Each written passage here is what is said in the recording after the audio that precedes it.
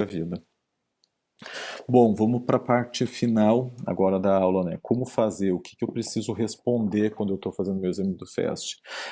É uma abordagem de emergência, né? Então é um exame super focado, é um exame simples, e as questões são essas, né? Tem o líquido livre, que líquido livre vai querer dizer sangue, dentro do meu abdômen. Tem o líquido livre dentro do pericárdio, tem o líquido livre dentro do tórax, ou tem um pneumotórax, né? Ele não consegue, o eco, me dizer exatamente o que que é o líquido livre, né? Se eu tiver um cirrótico com trauma, eu não consigo diferenciar o que que é ascite do que é líquido, mas eu vou fazendo, né, uma adequação para o contexto clínico que eu estou vivendo. Da mesma maneira, se o paciente, sei lá, tem uma perfuração de alça e tem, né, líquido intestinal dentro do abdômen, está livre ali, eu não consigo diferenciar um do outro, mas eu consigo saber que ambos são graves e que precisam indicar uma laparotomia mais precoce. Então a gente sempre tem que fazer uma adequação aos achados do ultrassom, né? O ultrassom identifica, nos descreve a física, nos descreve um achado de como é que a onda se propaga, mas ele não consegue nos dizer exatamente qual é a alça que está lesionada, qual é o órgão que está lesionado, o que que sangra, se só aquele líquido é sangue mesmo, se é outra estrutura. Então isso a gente precisa ir adequando.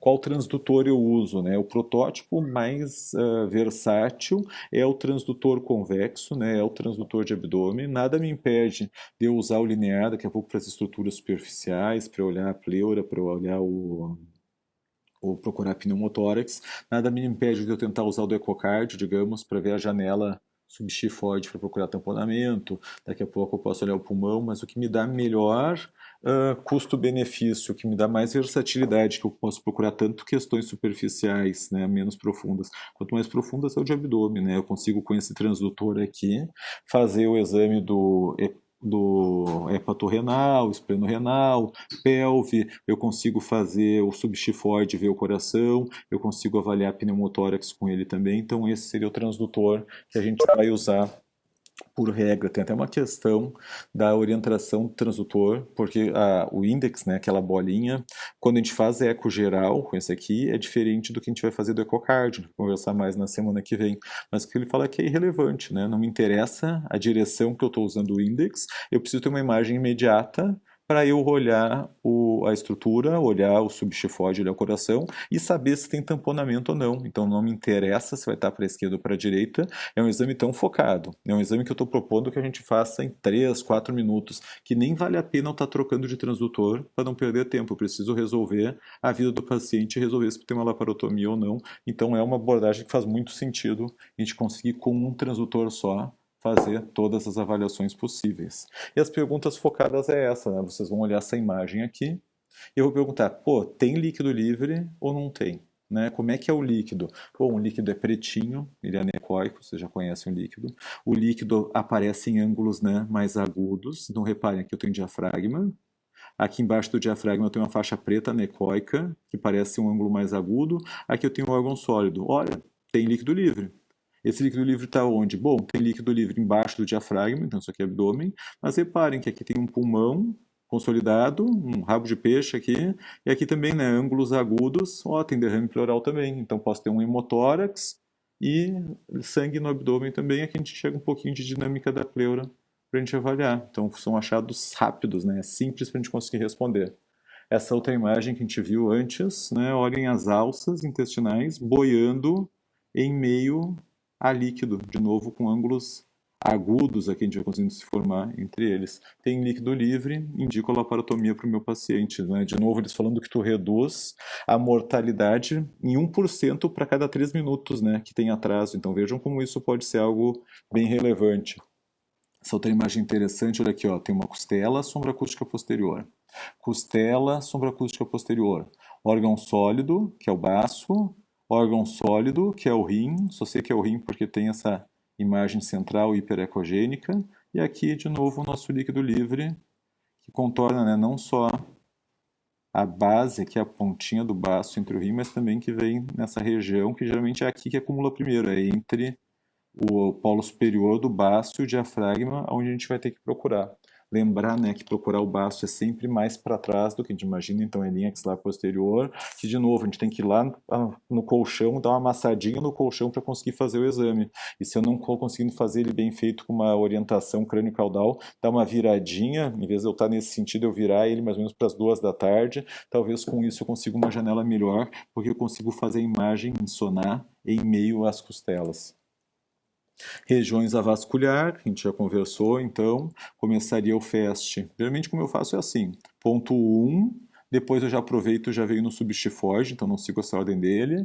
Terceiro ponto, esplenorenal, lã para trás. Depois aqui a pelve, que tu pode fazer na orientação, né, transversal e crânio-caudal para se complementar. A partir do momento que eu avaliei essas estruturas, eu vou para o estendido, procuro o pneumotórax nas regiões não pendentes do tórax e sempre acho útil fazer um lado depois o outro. Porque se eu estou com dúvida se a pleura mexe ou não, fica mais fácil olhar um lado, ó, esse aqui está normal e o outro é normal para conseguir bater o martelo e dizer se tem pneumotórax ou não. Se eu não estou vendo nada em relação a problemas da pleura, eu vou aqui nas bases para dar uma olhada se não tem pneumotórax e com isso fica um exame rápido e útil. Lembretes aqui, para encerrando o nosso encontro.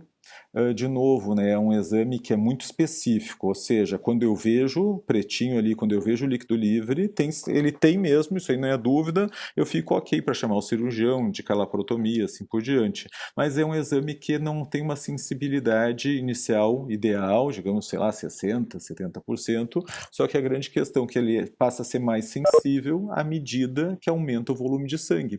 Quanto mais sangue tiver numa cavidade, mais fácil vai ser para identificar com o meu eco. Então, o exame do FAST negativo não é conclusivo, eu preciso acompanhar o meu paciente, eu preciso monitorizar o paciente, daqui a pouco eu posso precisar, né, lançar mão de outros métodos, sei lá, uma tomografia, um lavado peritoneal diagnóstico, mesmo no ATLS da última versão eles destacam isso, e é um exame que tem a vantagem do eco, eu não preciso transportar o paciente, eu consigo repetir ele quantas vezes eu achar necessário no meu plantão.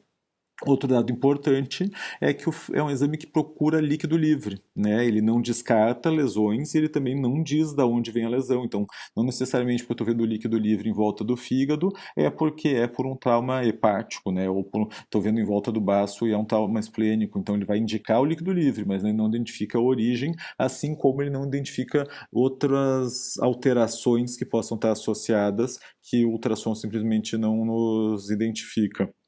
Uma dica interessante para fazer, principalmente no hipocôndrio direito ou esquerdo, quando eu faço o Trendelenburg, isso ajuda a melhorar o rendimento e ajuda a melhorar a imagem. Então, daqui a pouco, se antes eu precisava de 600 ml de sangue, com 400 eu já consigo firmar um diagnóstico, eu tenho uma imagem que me defina o caso.